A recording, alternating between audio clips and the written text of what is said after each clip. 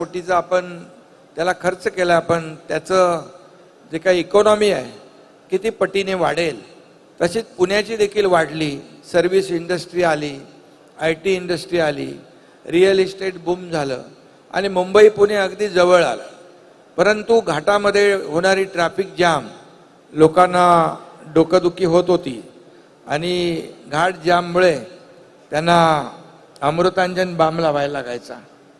आता आपण या मिसिंग लिंकमुळे त्या डोकेदुखीवर मिसिंग लिंकचा रामबाण असा टायगर बाम हा उपाय केलेला. का टायगर व्हॅली पण आहे, इथं टायगर व्हॅली आहे ना आपली गायकवाड, आणि त्यामुळे आता काही चिंता नाही आहे. थोडंसं आज झालं ते, पण ते आता डोकेदुखी संपून जाईल आणि आपलं हा रस्ता सुरू झाला की ज्या लोकांना आज त्रास झाला ते आपल्या सरकारला दुआ नक्की देतील आणि चांगलं म्हणतील, कारण हे चांगलं काम आहे, अतिशय चॅलेंजिंग असं काम आहे. तुम्ही मजुरांना धन्यवाद दिले, खरं आहे.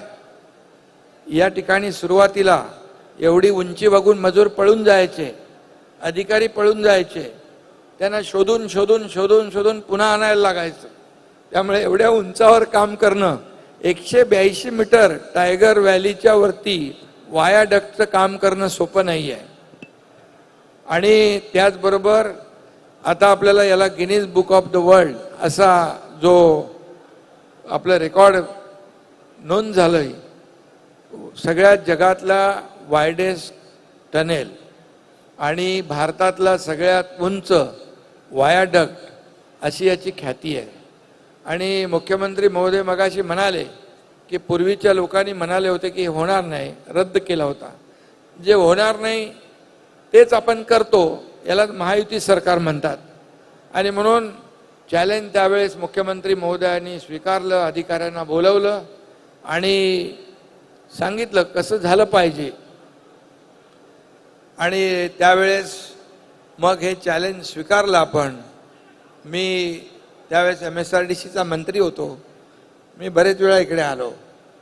ते काय आपलं ब्लास्टिंग करायला पण आलो, अनेक वेळा आलो आणि किती कठीण काम होतं हे आपण पाहिलं. पण तुम्ही मुख्यमंत्री होतात त्यावेळेस याला सुरुवात झाली आणि त्यावेळेस देखील मी मंत्री होतो MSRDCचा.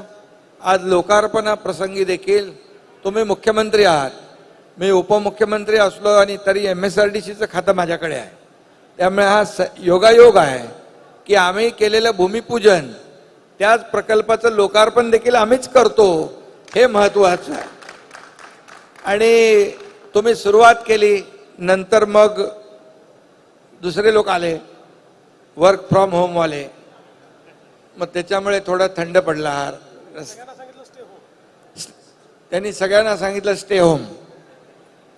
पण त्यानंतर मग 4 वर्षापूर्वी आम्ही दोघांनी, जसा अभियांत्रिकी चमत्कार आहे तसा महाराष्ट्रामध्ये आम्ही दोघांनी चमत्कार केला आणि पुन्हा या रस्त्याला 4 वर्षापूर्वी मुख्यमंत्री मी असताना परत जोर लावला आणि मग आम्ही दोघांनी मिळून या मिसिंग लिंकला ज्या ज्या काही अडचणी होत्या त्या दूर केल्या. मला आपल्याला सांगताना या प्रकल्पाची एवढी जी काही अडचण आणि जे काही चॅलेंज होतं ते मगाशी देवेंद्रजींनी सांगितलं. MSRDC आणि ज्यांनी हे काम केलं ते फार त्यांना धन्यवाद द्यायला पाहिजे, कारण या प्रकल्पामुळे फक्त या मुंबई पुणे हा वेळ वाचणार आहे 30-40 मिनटं. फक्त मुंबई पुण्याचंच नाही तर पुढं सातारा, सांगली, पश्चिम महाराष्ट्रामध्ये जाणाऱ्या लोकांना देखील फायदा होणार आहे. घाटामध्ये दरडी कोसळत होत्या, त्यावेळेस घाट जाम होत होते, आता तोही आपला प्रश्न मिटणार आहे. तसं आपण त्याला सेफ्टी नेट लावून बंद केलेलं आहे. पण आता हा मिसिंग लिंक, कनेक्टिंग लिंक झाल्यामुळे या ठिकाणी त्याचाही फायदा होईल.